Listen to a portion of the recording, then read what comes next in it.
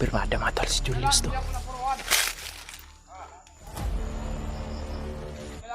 Namot ako ni Commander Magnus.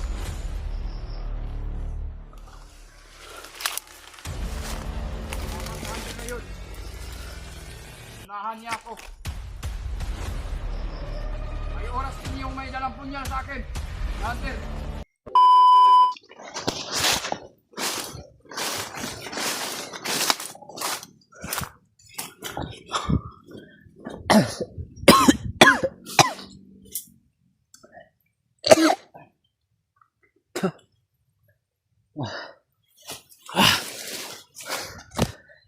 Marami yung patay na nadaanan namin mga tol. Hindi ko alam kung sino yung pumaslang nun. Nagkalat yung mga bangkay mga tol. May mga commander pa. Medyo umatras kami kunti dito mga tol sapagkat medyo maraming kalaban dun sa unahan. Pero umikot lang kami ni Juju mga tol.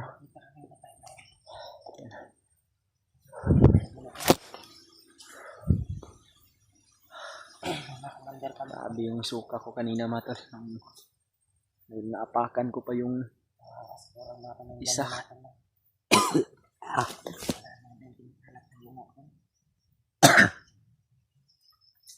Pasintabi po dyan sa kumakain mga tol.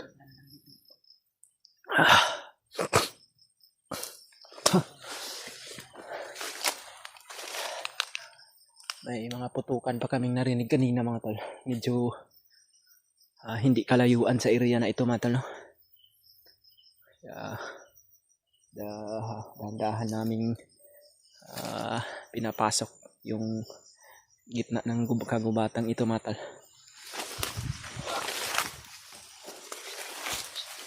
Talasan talaga natin yung dinig at paningin natin para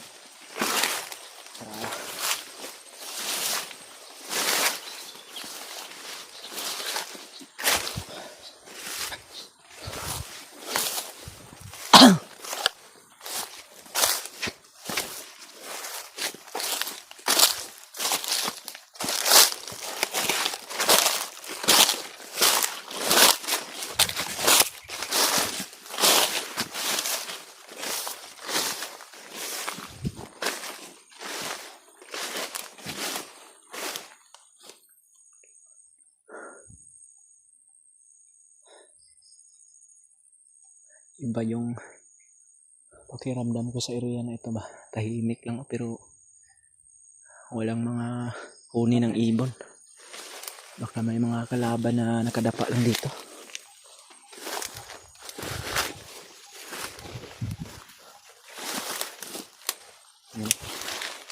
Ito yung mga konmad. Ito yung mga bakas sa dumaan dito.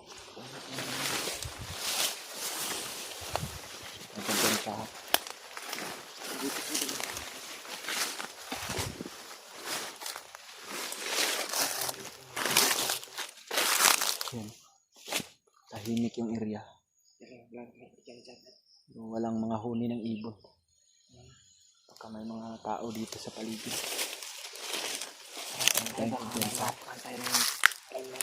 Dapat lang kunti para yung ano.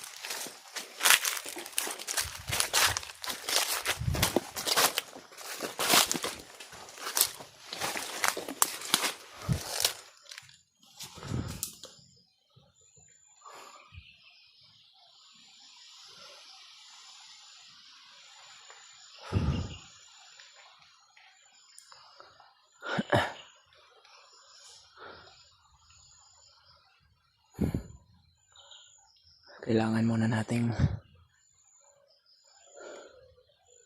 magmasid sa paligid mga tol para hindi tayo maisahan ng mga kalaban mga tol. Dahil nanibago ako sa area dito. Sobrang napakatahimik. At yung katawan ko ay medyo uminit rin mga tol.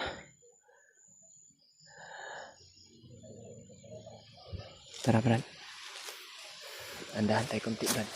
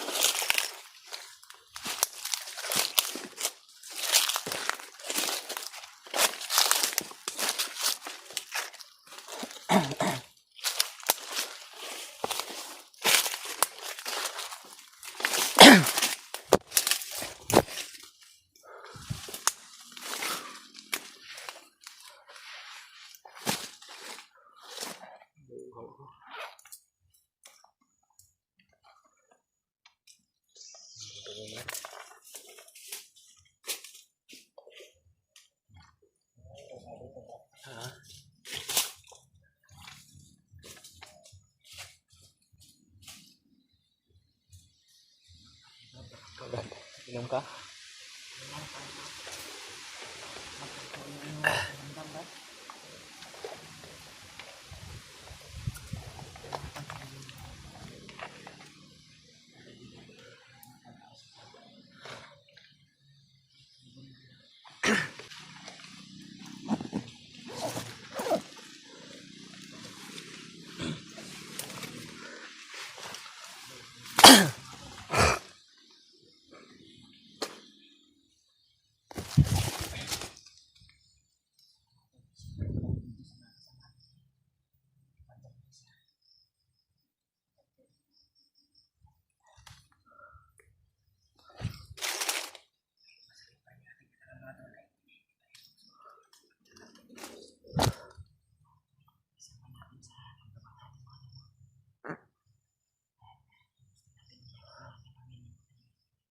Sana mga tol, share na lang tong video namin mga tol na, sa iba naming kasamahan. Alam nyo naman mga tol na kailangan talaga namin ng may mga busis sa unahan. May mga backup na namang dumating siguro.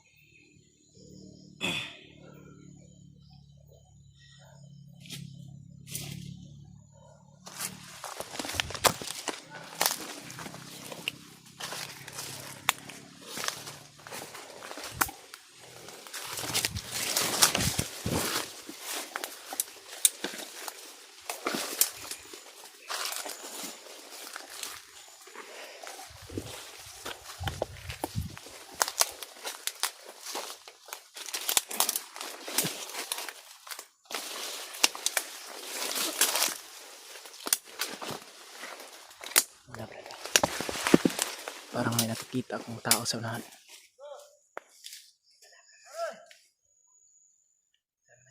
Ito na yung sinasabi ko, man. May mga kalaban talaga sa paligid. Yun. Brad. Si Commander Julius, dito. Tingnan ko lang kung siya talaga. Dahil nakita ko yung mukha niya eh.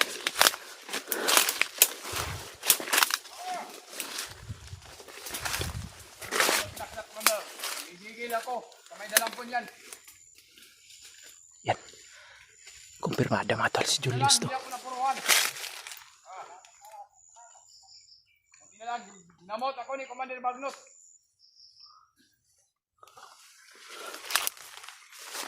Salamat na hunter na yun. Inunahan niya ako. May oras din yung may dalang punyal sa akin. Na hunter, Ito na yung sinasabi ko mga hindi tol. niya ako napuruhan sa pagsaksak sa kanyang punyal.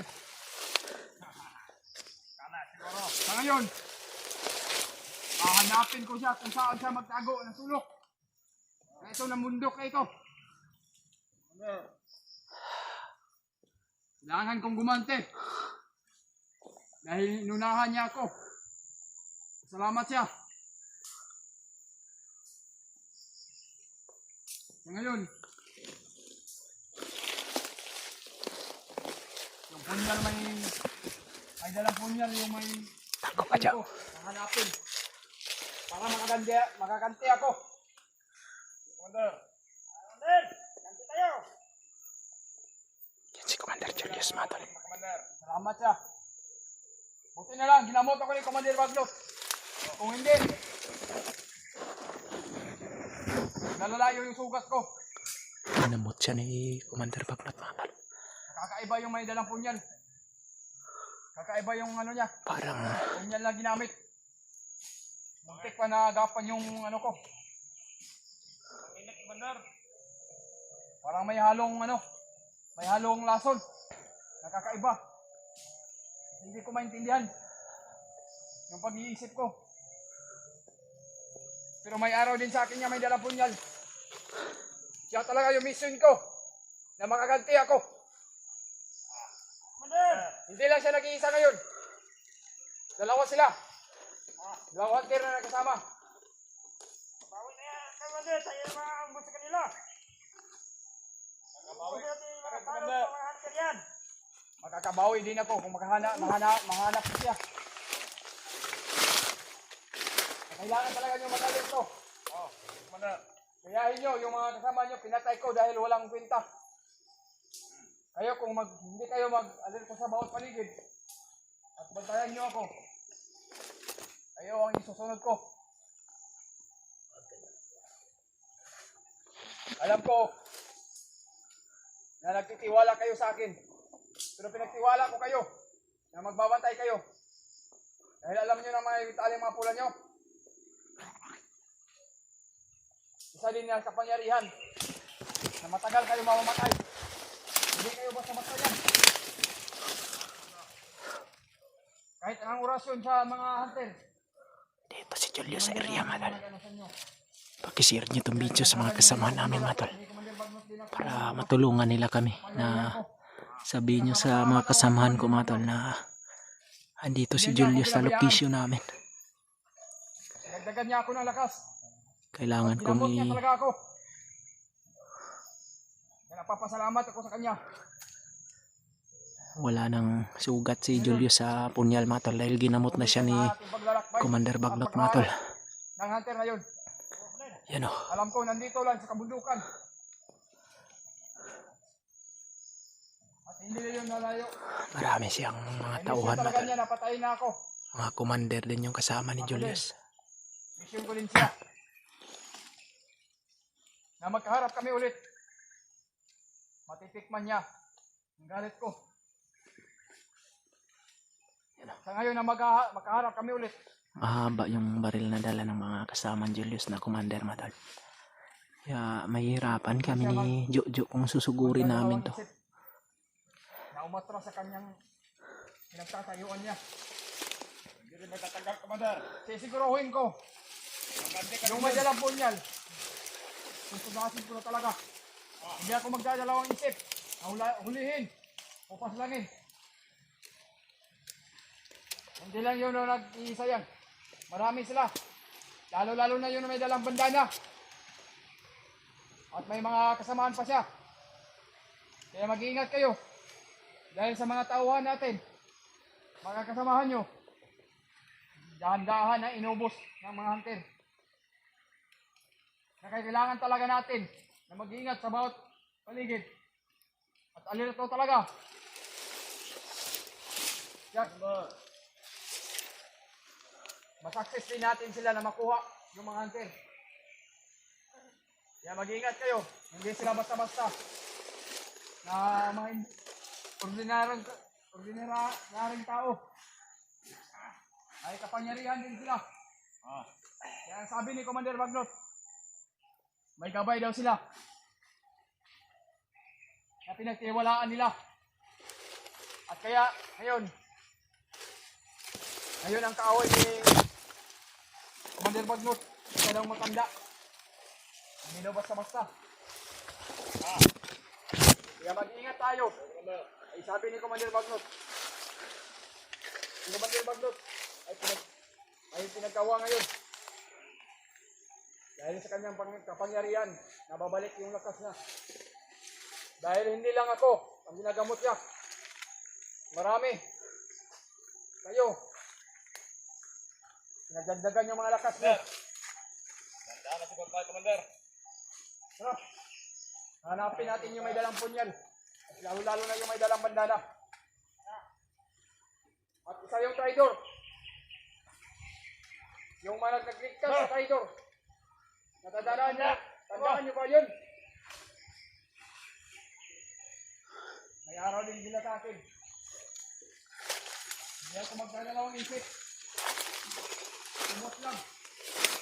Ang inyong mahal ko na yan.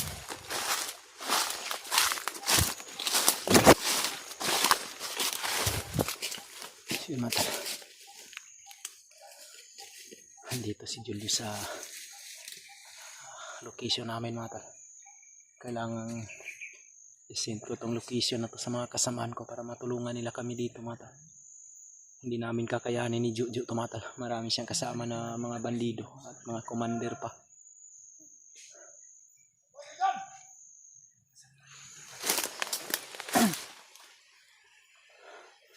Totoo talaga yung manin na mga naririnig kong impormasyon sa mga bandido mga tol.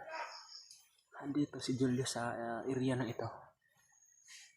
Baka may mga kasamahan na kung andito sa paligid mga tol.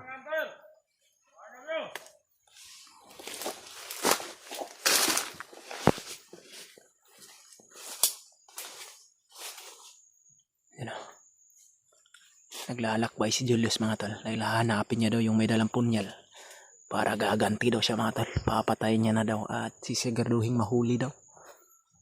Pero sa pagkakaalam ko hindi yan magagawa ni Julius. Dahil malakas yun si Kuya Bads. At sanay din yun sa pagkikipaglaban. Kailangan namin tong hulihin si Julius mga tol kung may mga kasama ako sa paligid.